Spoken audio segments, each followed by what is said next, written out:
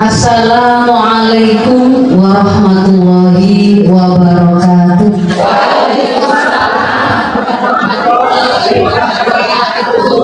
Alhamdulillah sehat sedaya Ibu. Sehat nggih. Wonten sing sampun dringan niku. Tasik dari dringan. Rencana dringan lho mboten. Monggo kalau yang bisa membuat panjenengan bisa lebih khusyuk menyimak ngaji yang masa sebentar, mungkin sebentar paling berapa jam Ibu? Rasanya 2 jam, 5 jam? Setengah jam paling banter ya. Cuman setengah jam. Sakit kira-kira khusyuk menyimak? Insyaallah. Monggo diperkenankan kalau butuh sembujung, monggo sembujung. Monggo kalau mau senderan juga boleh. Pokoknya jangan tidur. Pokoknya jangan rame sendiri. Ibu-ibu yang dirahmati Allah, bapak-bapak dan ibu yang dirahmati Allah, masih sebenarnya sudah ada bulan Syawal. Tapi karena pengajian ini itu ngawali pasca Ramadan, jadi ngajinya juga masih nuansa ambil pelajaran dari Ramadan. Asal gitu ya. Ya terkini doa taqabbalallahu minna wa minkum siyamana wa siyamakum kullu amin wa antum bi khair ja'alanallahu minal abidin wal faizin amin. Ibu yang dirahmati Allah, kalau kita kemarin selama Ramadan pasti ada satu ayat yang selalu diulang-ulang dan kita semua sudah bahkan itu kita hafal meskipun kita bukan yang ceramah, bukan yang imami. Al-Baqarah ayat 183 yang mengatakan apa di antara tujuan atau hikmah di syariatnya puasa itu adalah berapa? Yang ayatnya bunyinya ya ayyuhalladzina amanu kutiba alaikumusiyam kama kutiba alal ladzina min qablikum la'allakum tattaqun. Diperintahkan, diwajibkan atas kita berpuasa sebagaimana telah diwajibkan atas orang-orang sebelum kita agar kita bertakwa. Nah, ngaji saya setengah jam ke depan ini insya Allah ngajak ibu-ibu ngerobong cidok dewi-dewi. Kita semua mengevaluasi diri kita masing-masing. Apakah Ramadan kemarin berhasil mencetak diri kita itu menjadi orang yang bertakwa? Kalau bahasanya muttaqin, ya, menjadi orang-orang yang bertakwa. Setelah 1 bulan mungkin kemarin masih awal-awalnya masih. Setelah 1 bulan masih ada bekasnya, masih ada sisanya, masih utuh atau sudah hilang. Dengan cara belajar dari apa yang diterangkan oleh Allah dalam surat Ali Imran 133 sampai 135. Monggo pakai panjenengan semua boleh membuka. Sekarang juga boleh membawa HP. Sekarang ada Qurannya ya Bu ya.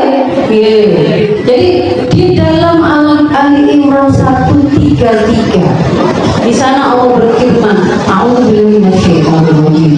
Wasari'u ila maghfiratin mir rabbikum wa jannatin arduhas samawati wal ardu iddat lil muttaqin.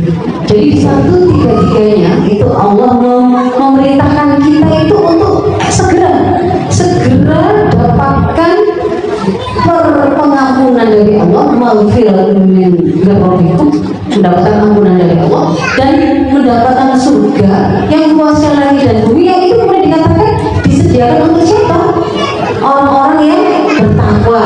Nah, pertanyaan berikutnya kan gini, terus siapa orang bertakwa itu yang katanya sudah dibentuk sepanjang Ramadan kemarin? Apa ciri-cirinya? Di 134-nya kemudian diberikan keterangan di sana. Alladzina yunfiquna fis-sarra'i wad-dharra. Yang pertama, yaitu mereka orang-orang yang biasa berinfak meskipun dalam keadaan lapang, dalam keadaan kaya, dalam keadaan mudah, dalam keadaan ringan, atau dalam keadaan susah ataukah sempit, bukan jadwalnya bayaran, dalam keadaan yang mungkin sedang tidak banyak. hartanya. Itu ternyata kondisi seorang utang itu sama saja. Pada waktu dia baru gajian dia mudah berinfak, pada waktu akhir sudah habis-habisnya gajian dia juga biasa berinfak. Tidak dipermasalahkan di situ, di dalam Al-Quran itu, bahkan di dalam hadis yang lain berapa jumlah infak tidak pernah dipermasalahkan. Mau infak seperti misalkan dalam kisah perang Tabuk, Umar bin Khattab memberikan infak separuh hartanya, oleh Rasul diterima. Abu Bakar seluruh hartanya diterima. Ketika ada kemudian sahabat yang membawa hanya segenggam rumah ditertawakan oleh orang munafik, oleh Rasulullah justru tidak disampaikan pujian kepada orang yang berinfak. Jadi infak di sini tidak sama sekali ada misalkan kalau dalam ajaran Islam itu ada batasan jumlahnya supaya dikatakan itu bagus tidak ada. Karena yang diinginkan di sini itu adalah karakter nggak kedonyannya, terbiasa ringannya. Mau jumlah uang kita banyak, mau jumlah uang kita sedikit, uangnya itu sama, meskipun besarnya tidak harus sama. Karena misalkan ibu tahu Atta Halilintar? Tahu betul? Tahu nggak? Atta Halilintar itu mungkin kalau rumah anaknya Bu ya, rumah anaknya yang masih umur 2 tahun mungkin besarnya saat rumah kita mungkin Bu ya. Kalau lihat di video-videonya kan masuk kamar saja seperti masuk rumah kita itu, saya ngomongin. Yang saya ingin di sosmed itu untuk membayar pegawainya saja tiap bulan itu mengeluarkan 2 miliar. Bayangkan, itu bukan gaji, berarti bukan penghasilan itu ya. Ini mengeluarkan untuk gaji 2 miliar. Misalkan yang biasa mengeluarkan gaji untuk pegawainya itu 2 miliar, lalu infaknya itu 1 juta. Dibandingkan dengan misalkan kita pas nyekele itu hari itu uang itu 10.000 atau 20.000, lalu kita infaknya itu 1.000. Kalau persentase Bu, mana yang besar? Persentase itu kalau kayak 2 miliar mengeluarkan 1 juta itu berarti dari 200 dari 2.000 kita mengeluarkan 1 rupiah. Kalau yang kita tadi pegang 20.000 kita berikan 10.000 kita berikan 1.000, berarti itu dari 10 kita berikan 1. Besaran mana sebenarnya kalau rasa bagi kehilangan ya bagi orang yang mengeluarkan mungkin ya jumlahnya cuma 1.000 padahal tadi mengeluarkannya 1 juta. Maka di dalam itu nggak pernah kemudian ditetapkan yang bagus itu yang angka infaknya itu jual-jualan bukan di situ. Nah termasuk juga gitu ya. Jadi kita itu seringkali begini kan kita sudah diajari selama 1 Ramadan itu diajari kita memiliki sifat dermawan suka infak. Contohnya Rasul sendiri, Rasul itu dikenal sangat dermawan, tetapi ketika Ramadan tiba lebih dermawannya kan dikatakan begitu. Kita kalau diajari kasih makan orang-orang yang berpuasa, kasih berbuka, tapi kalau kami tidak punya apa ya Rasul, tidak dikatakan orang ngasih berbuka puasa itu harus dengan makanan tertentu, cukup meskipun hanya seteguk air, sebutir kurma, itu sudah disebut sebagai sebuah infak yang bermakna. Jadi bukan masalah angkanya tapi masalah rasanya. Kita kedua enggak Bu. Seringkali kan gini Bu ya. Saya pernah ada. Misalkan saya waktu itu membuat satu perumpamaan. Bu, misalkan kita menghitung kita mau infak itu sehari 130 hari kira-kira keluarnya berapa Bu? Sebulan 3.000. Oke. Kalau sanggup tak misalkan kita istiqomah makan 3.000 minimal sebulan untuk infak. Lalu ada yang mengatakan 3.000 itu besar. Kita itu soalnya susah mendapatkannya gitu ya. Itu sangat susah mendapatkan 3.000 itu tadi. Jadi ketika kemudian 3.000 itu dikeluarkan itu seolah-olah gitu ya digambarkan bahwa yang namanya keperluan anak istri saya itu akhirnya menjadi bakal terlantar karena mengeluarkan 3.000. Lalu kita mencoba membuat sebuah perumpamaan. Apakah benar tepat besarnya? Apakah pada rasanya? Sekarang ibu-ibu misalkan lalu ada datang ibu yang lain, lalu kemudian mengatakan Bu, saya akan sedekah ke ibu setiap bulan 3.000. Rasa senang panjenengan menerima sedekah 3.000 tadi, apakah sama? Apakah setara dengan rasa jenengan tadi merasa kehilangan beratnya besarnya mengeluarkan 3.000 tadi. Ketika dikasih 3.000 merasa akhir apa sih bu? Merasa akhir sih di. Jadi nek ditokno bu, akhir sih di. Berarti bukan pada jumlahnya, karena angkanya itu 3.000. Tapi pada apanya, pada mental kita saya panjang di kedunia teman sampai uangnya kalau 100.000 per hari. Nah, ketika kemudian ini diterangkan gitu, ada seseorang ini ada pacaran begitu, ada seseorang yang kemudian gini, baik saya mulai sekarang saya istiqomah, saya akan sisihkan harta terbaik saya untuk melatih supaya enggak namanya hati itu tidak terpaku pada akhirnya gue ini gak kurang 100 kita di 1.000, ini gak kurang 1 dari 10.000, ini gak kurang begitu kan ya. Kalau orang yang merasa sangat terpaku dengan nanti akan begitu cara ngitungnya. Nah ini ada seorang yang kemudian saya akan melatih diri saya untuk mengeluarkan infak dari sesuatu yang masih saya cintai. Apa? Orang ini punya kebiasaan makan itu bu, selalu pakai kerupuk. Kerupuk ya. Kalau kerupuk itu harganya sekarang berapa bu? Jadi dia makannya itu seperti lauknya itu nggak mewah, nggak ada manfaat, mungkin hanya tempe kadang dengan tahu. Tapi kalau dengan kerupuk itu jadi enak gitu ya. Jadi tambah enak gitu. Nah orang ini punya kebiasaan setiap makan itu selalu pakai kerupuk. Setiap kali makan itu 2 atau 3 kerupuk. 2 atau 3 kerupuk. Jadi kalau saya itu satu kerupuknya 1.000, berarti setiap makan 3.000. Dia berpikir mungkin kalau saya mengeluarkan uang kayaknya saya nggak tahu dapat dari mana uang. Tapi kalau kerupuk itu selalu saya faktanya setiap hari saya beli. Setiap makan selalu saya ada kerupuknya. Saya nggak mengada-adakan uang saya untuk infak. Cuman saya kurangi kenikmatan saya makan kerupuk itu dengan saya niatkan saya infakkan, saya keluarkan. Jadi yang tadi mau beli kerupuk geser disimpan. Setiap makan 2 kerupuk 2.000, 3 kali makan 6.000 kali 30 180.000. Sodako kerupuk, gak mengada-adakan, gak sodako dengan utang, sodako dengan tidak, enggak. Tapi ini tadi memang semangat, ini contoh yang bagus karena dia semangatnya saya mencintai kerupuk, tapi saya juga pengen membuktikan bahwa saya mutakin yang dikatakan oleh Al-Imran 138 tadi itu biasa mengeluarkan dalam keadaan saya senang punya uang, biasa kalau saya punya uang. Kalau tidak punya uang, saya masih punya kenikmatan yang bisa saya sodakokan kayak gitu ya. Nah itu kemudian disodakokan dan jadilah angka yang dia tidak pernah bayangkan. Ternyata seperti itu, tidak perlu mengada-ada, dan oleh Islam tidak dilihat besarnya. Jadi yang pertama adalah apa bu? Yunfikuna fisaroi wa dharra. Lalu yang kedua apa? Wal kadhiminal ghaidh, orang yang bisa menahan amarahnya. 1 bulan kita diajari untuk pintar-pintar mengontrol emosi.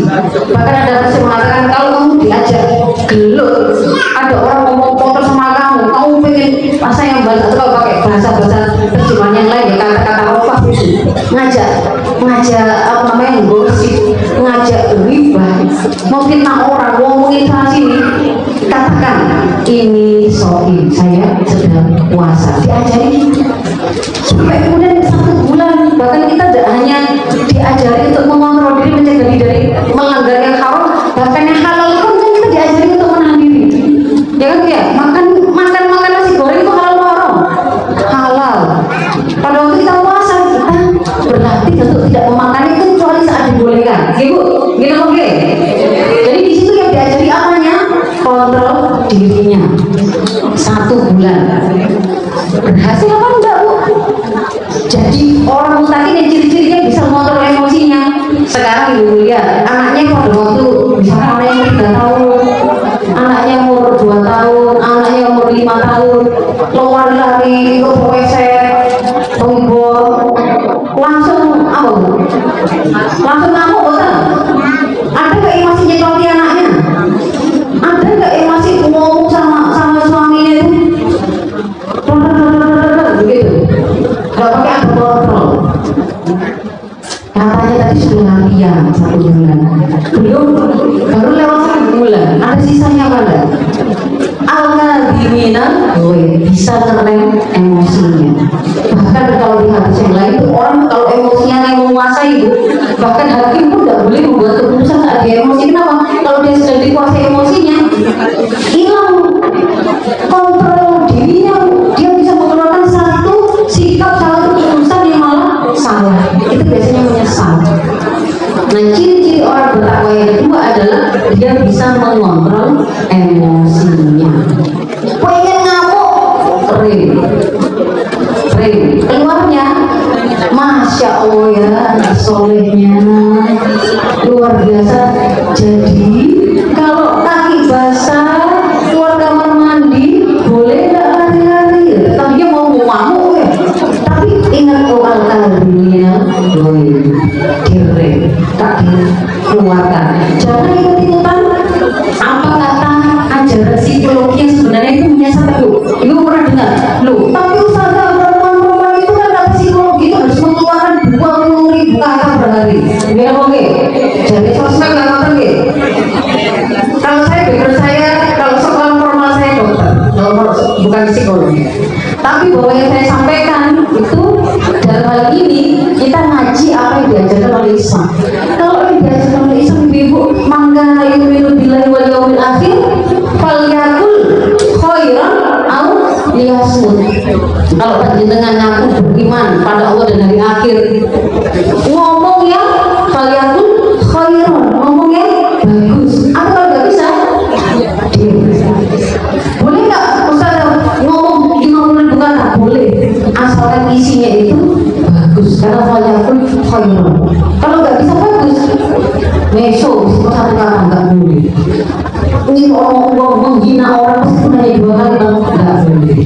Kalau mau 50.000 isi murojaah Al-Quran gitu ya, sholawatan, kemudian menyampaikan kasar boleh. Nah iya, alarm ini. Baik, dan kemudian yang berikutnya al-afina aninnas, yang kemudian mau memaafkan kesalahan orang. Gak sekedar dia itu sebenarnya itu kalau dia punya kekuasaan, dia itu mau marah, mau ngamuk bisa lebih kaya. Tapi bahkan orang yang bersalah di hadapan dia itu kemudian dia memilih memaafkan. Ini yang kemudian di akhir ayat itu disebut dikatakan oleh Allah dengan Allah yuhibbul muhsinin. Allah itu sangat suka dengan orang yang muhsin. Muhsin itu gimana? Orang yang lebih baik, orang yang melakukan yang lebih baik. Kalau misalkan kita itu dibaiki orang, kita membalas dengan kebaikan, itu adil. Kita ditonjok pipi lalu kita membalas dengan pipi, itu adil. Haknya memang boleh. Ada orang bersalah kepada kita lalu kemudian kita itu belum bisa memaafkan, saya belum bisa memaafkan, itu haknya panjenengan. Makanya harus hati-hati. Kita itu enggak, kadang-kadang kan gini ya, saya sudah minta maaf udah dimaafkan. Masalah kita itu salah, kita harus minta maaf, itu kewajiban loh. Tapi bahwa haknya yang memaafkan haknya dia gitu loh. Dan itu harus keadilan Allah. Tapi kemudian Allah memberikan sebuah penjelasan, kalau dia mau menjadi orang yang lebih baik dan yang adil, memaafkan muhsinin, maka dia dapat kecintaan Allah. Kalau sudah dapat kecintaan Allah, bagaimana bu? Terserah mau dapat apa sih namanya orang yang sudah dicintai Allah ya. Gusti Allah bisa memberi kita surga, bisa memberi kita rezeki tanpa batas, terserah Gusti Allah. Karena Allah yuhibbul muhsinin. Di ayat yang berikutnya saya jadi agak cepet ini bu ya. Masih boten ketinggalan kan? Ya. Jadi kalau kemudian kita lanjutkan terakhir ini sampai ayat terakhir, yaitu orang-orang yang waladina idza fa'alu fahishatan aw dzalamu anfusahum dzakarullaha wastaghfaru lidzunubihim. Kalau orang-orang yang kalau dia melakukan kemaksiatan, melakukan fahisyah, melakukan kesalahan, dia mendolimi diri dia sendiri. Ketika kita itu maksiat, hakikatnya kita sedang mendolimi diri kita sendiri. Karena kita berarti sedang mengalahkan diri kita untuk mendapatkan muka Allah. Nah, orang takwa itu ternyata kalau di ayat 135-nya ayat itu tidak dikatakan orang takwa itu yang nggak pernah salah, enggak. Justru disebut di situ, yaitu orang-orang yang kalau dia itu pernah berbuat maksiat, pernah berbuat fahisyah, pernah salah, dia segera ingat Allah, lalu dia meminta ampun atas dosa-dosa mereka, dan Allah akan mengampuninya, dan dia tidak melanjutkan lagi apa yang menjadi kesalahannya. Di 134 itu ciri orang bertakwa bukan yang nggak pernah salah, tapi kalau dia salah dia segera melakukan melakukan taubatan nasuha. Taubatan nasuha isinya apa? Harus ada apa? Satu, maksiat itu harus dihentikan seketika. Rasanya wong lalu eling kowe jadi wong mutakin. Kemarin 1 bulan sudah dilatih. Iki kok sik kae ketemu pertama pengajian pertama wis bahas tonggo ning maneh. Karena ono bolo ini gini, yo omong bapak gak seneng bicara rasa. Di sini ada teman dulu yang udah bicara rasa. Baru keceplosan merasa sedikit terus ingat. Iya, ciri-ciri orang bertakwa kalau dia berbuat salah dia segera bertaubat. Maka komponen pertama taubat berhenti seketika, mandek. Kalau Indonesia kuning aja ngomong, nanti kita jadi seperti orang yang makan bangkai. Kata Al-Hujurat, kalau rasa-rasa orang itu kayak kita makan bangkai hidup-hidup bu. Bayangkan ini ada darah-darahnya, nyudilit dagingnya temennya gitu, hidup-hidup. Bayangkan, maksud kan berhenti itu. Nah, berhenti seketika. Komponen pertama taubat nasuha. Yang kedua, menyesalinya. Gak malah bangga. Ada orang yang habis maksiat kemarin itu, kalau di hadis sebagai al-mujahidun itu, orang yang terang-terangan berbuat maksiat, habis zina kemarin itu bu, cerita malah. Wadah sama Allah sudah ditutupi maksiatnya kemarin malam itu. Ketemu orang malah cerita, wah kemarin itu main sama sekian orang, baru-baru 5 orang, 10 orang, sama kuda, sama kambing. Ada bu, 300 ayam di satu daerah diperkosa seorang. Pernah tahu beritanya? Loh itu kemudian misalkan ada orang maksiat begitu, sudah ditutupi orang maksiatnya, dia malah cerita. Orang yang kayak begini tidak menyesali perbuatannya, bahkan nggak bisa mencium baunya surga. Jadi komponen kedua menyesali. Yang ketiga berazam tidak akan mengulanginya di waktu yang akan datang. Wes bu, meneh-meneh Allah sing tidak rasa sampun. Meneh-meneh Allah sing pengen aku ngejak ngomong sih gak api, berhenti. Karena kita sudah tahu kan katanya mutakin, sudah latihan 1 bulan. Lah yang terakhir komponen taubatan nasuha itu, kalau itu ada hak ada, disitu yang terambil yang kita beli wajib meminta ikhlas dan ridhonya. Buku nyuwun pangapunten nggih kalau ini ketika jenengan di depan kami sepertinya kami begini-begini, di belakang asli bu. Seandainya kemudian kita merasa itu ada, kemarin itu saya sembunyikan sandal jenengan bu. Kalau anak-anak biasanya begitu ada, kalau ini mesti ada ya. Nah tapi seandainya itu contohnya kayak begitu, atau kesalahan itu kepada anaknya, kesalahan kepada anaknya. Di Quran dari hadis itu dikatakan bahwa boleh memukul anak itu kan setelah 10 tahun. Tapi anak ini ya Allah tak terima 10 tahun kayak bayi biasa aja kalau tak cepresi misalnya begitu ya. Di situ baru tahu ngaji, karena ngaji baru tahu oh ternyata tak boleh ya melakukan hukuman fisik pada anak sebelum 10 tahun lalu tahu kan. Maka karena di situ ada hak Adam yaitu anak kita. Namanya taubatan nasuha itu berarti juga minta maaf kepada anak kita. Kalau pernah ngomong gak bagus pada bapaknya juga begitu, minta maaf ke bapaknya dan seterusnya. Jadi itu adalah beberapa indikator kita itu bertakwa atau tidak. Nah takwa itu mestinya kemarin sudah terbentuk pada diri kita karena kita sudah dilatih selama 1 bulan. Sekarang masih ada sisanya betul bu? Masih ada betul? Insya Allah masih ya? Insya Allah sekarang tetap bertakwa, besok tetap bertakwa, bulan depan tetap bertakwa. Bulan Ramadan akan datang diperbarui lagi dengan latihan baru 1 bulan lagi menjadi manusia yang lebih bertakwa lagi. Insya Allah seperti itu ya? Siap? Ya. Tidak ada larangan, tidak ada penjelasan bahwa nek takwa itu berarti gak oleh salah, tidak. Tadi kan sudah dikatakan gitu. Kadang-kadang kekasih di tengah jalan di bulan ketiga nyelati bapaknya maneh, ngepui adiknya anaknya maneh. Tapi itu tadi mungkin kalau ketika melakukan kesalahan langsung astagfirullah dibulu, minta kepada Allah akan ampunan atas dosa-dosa. Begitu ya ibu ya, sudah cukup? Cukup ya? Nah. ibu-ibu saya mohon maaf padahal belum berkenan, aku minta yang dinasihat Mustaqim. Assalamualaikum warahmatullahi